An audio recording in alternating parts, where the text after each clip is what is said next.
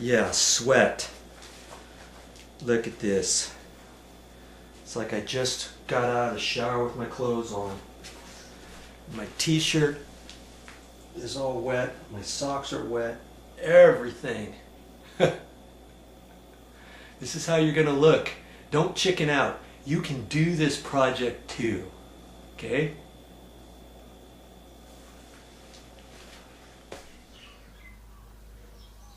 Haha, yes, the dreaded sanding pole. There's my broom handle extension again. And I got my little swivel head on there, and I put a new piece of sandpaper on here. I think I'm using 100 grit. You can get it in different grits. 80 grit would be a little bit coarser. You just have to be careful. If you use 80, you don't want to sand too much, you know, on new sheetrock mud and that kind of thing. But we're just sanding the walls or the ceiling now. Okay, because this sheetrock is all discolored. And what I want to do before I do anything up there, and this is where I made my mistake last time in the bedroom, I just went up there and started coating the sheetrock seams and the nails because I saw that it needed to be touched up, and they looked like they only put one coat up there. So I did that, and then it wasn't sticking. I thought it would stick fine. And in a couple areas it loosened up because that discolored sheetrock needs to be sanded first. Then after we do that, we're going to put a Kills primer up there before I put any sheetrock mud on there. I don't want to put sheetrock mud up on there and have it start peeling off after I put sealer on and the finish paint. And I had that happen in a couple little spots in the bedroom, and I had to patch that afterwards. And I'm like, oh brother, another coat of Quickset, another 2 coats of all-purpose joint compound, sand that after it dries, prime it, and 2 coats of finish after I had my finish paint up there in a couple spots. Yes, we're gonna not do that this time. We've learned from our mistakes. My loss, haha, is always your gain, and I'm always going to show you stuff like that. That's why you need to keep watching my channel. You never know what you're going to get.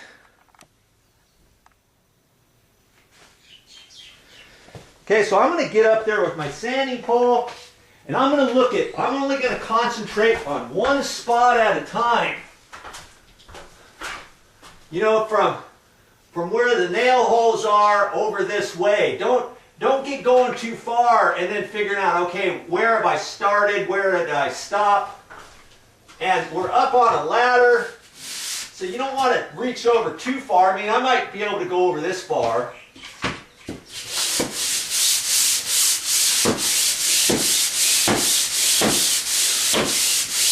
And I'm just going to do a little bit at a time. You know, I guess I can do 2 bays at a time here because I can reach it. I'm hardly doing anything, but I can see up here that I'm taking down some stuff off of the discolored sheetrock. What I'm taking off is the last little remnants of any of the popcorn ceiling. I got most of it off, but you still need to sand this a little bit before you prime it.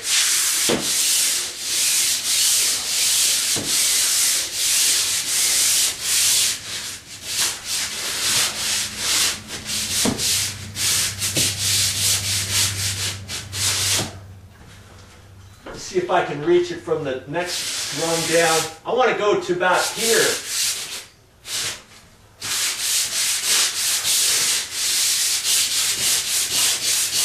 I've got goggles on and a dust mask on.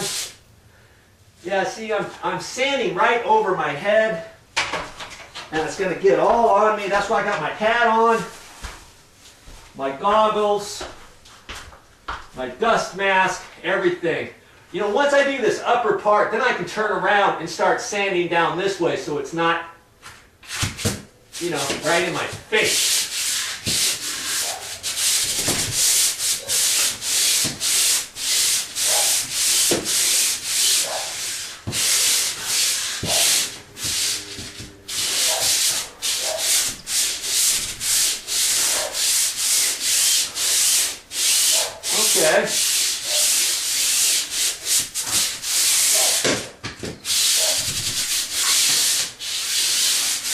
it starts chattering, you know you're holding it wrong, or with the new pad, sometimes that happens, and then you just have to kind of lift up on it.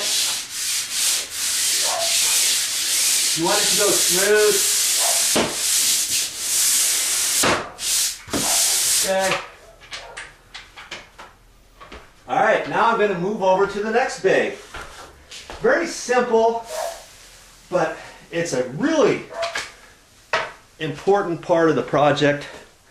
Don't miss it, okay?